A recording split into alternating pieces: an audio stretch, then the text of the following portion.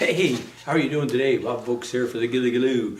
Just out in the garage repairing some of our Aspects tubes. The reason we really love these tubes, these silo feeders, is because of just not only the functionality and they're easy to clean and all kinds of things. Lifetime warranty on the polycarbonate plastic.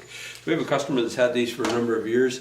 Got some cracks in it, fell, got some chew marks on it and stuff. And anyway, I've just been repairing these tubes, putting them together here, and replacing them for her at no charge, of course.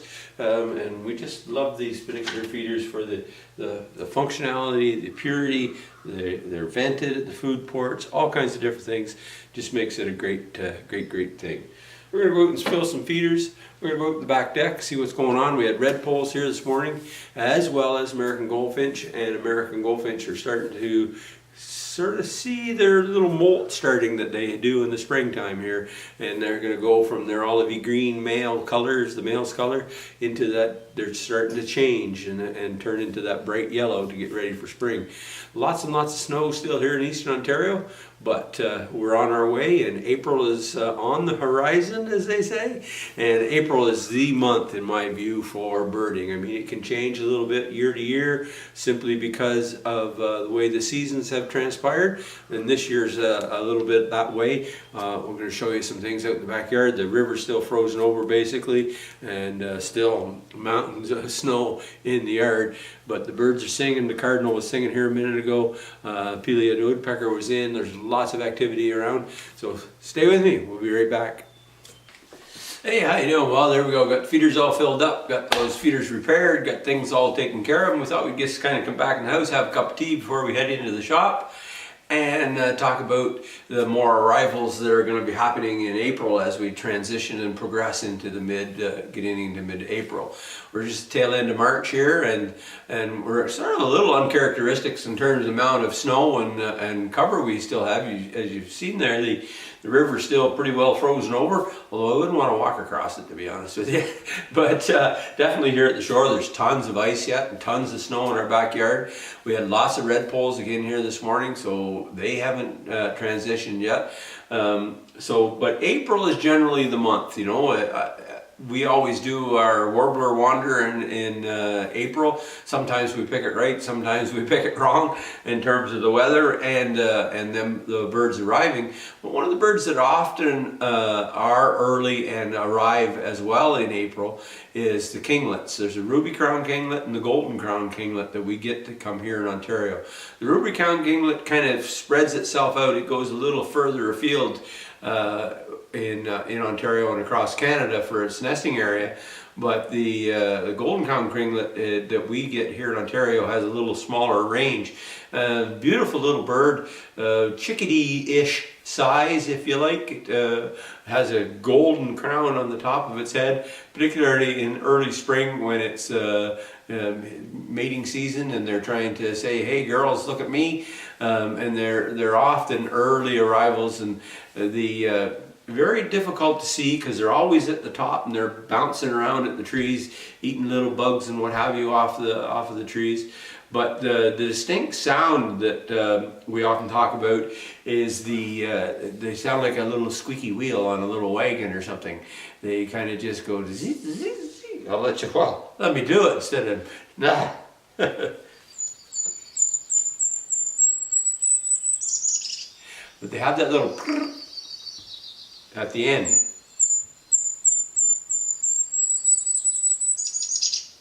I know that's a sound all of us have heard. There's a cool thing about coming into this time of year. You start hearing these things. I know what that is. What is that? What is that? What is that? We did a video a little while back on tuning your ear and getting prepared so that your memory, your sound memory, will come back and say, oh yeah, I know what that is. So that's something I do. Is I sit here and I play with the sounds that I have on my laptop here. This is on a program called Audubon Guides. There's several of them out in the marketplace. There's one by Sibley's. Louise prefers the Sibley one. I believe Peterson has one and what have you. That there are apps that you can put on your phone and on your tablets. But again, a beautiful little They have that little prrr at the end.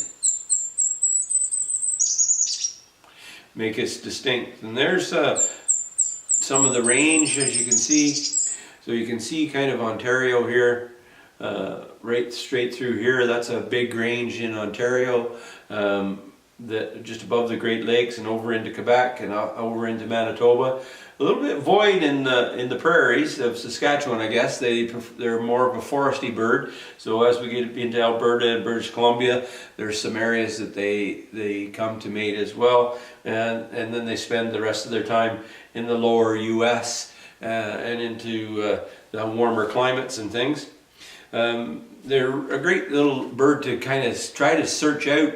It kind of hones your sight skills, your binocular skills, and those kind of things, so that, because they're often flitting around up top in the tree, and you have to kind of try and find them and get them. And you'll recall in previous videos when I talk about binoculars, you always pre-focus your binoculars for what you're looking for. So remember that if you're ever out, you know, and you're going to say, okay, we're going to see what we can find for a golden crowned kinglet, and you're walking through the trees and what have you, pre-focus your binoculars to the height that you're sort of anticipating working in, and that'll save you a lot of grief trying to find the bird. Once you sight it with your eye or hear it, if you're pre-focused, all you have to do is pop your binoculars up and have a look, and you'll get to see it. So they're great little birds. So they feed on a variety of insects and things, and spiders and little things up in the trees, and their nest is placed in a spruce or in a conifer tree, and can be up to 60 feet high, it says here, averaging about 50 feet. Nest is attached to hanging twigs below a horizontal branch close to the trunk, well protected by foliage. So that's the thing, if you wanted to find the nest, they often build closer to the trunk, and an average of about 50 feet. So if you're starting out in the spring and you're going to see if you can find them, that pre-focus of your binoculars up to that 50-foot range in a conifer is going to up your success rate a little bit about being able to find these birds. The male, of course, is the one with the real bright crown on the top of his head. You can see there, it's very brilliant in the spring, of course, because that's the breeding time, and the hey honey look at me. The female is very similar, and she has the yellow crown without the gold, but very similar. And this is a nice shot of a male here with that they do raise the crown every once in a while. You know, alert or what have you, they will spike that crown up, similar to what a cardinal might do, and things. So nice little bird, very compact and tiny, has wing bars, has bars across the top of the head, underneath the eye as well. No eye ring, it's just a dark eye, no eye ring. And a nice little bird, has a little forky tail just like a finch, and has this beautiful little call that we all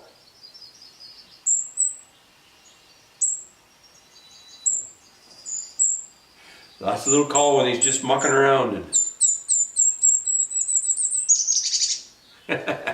great little bird, ruby crowned kinglet. Spring is on the way. April is the month to be ready. Get the feeders clean. It's very important to clean up the feeders before spring, so that as the warm weather arises, there's no debris and stuff that'll mold or fester to become toxic.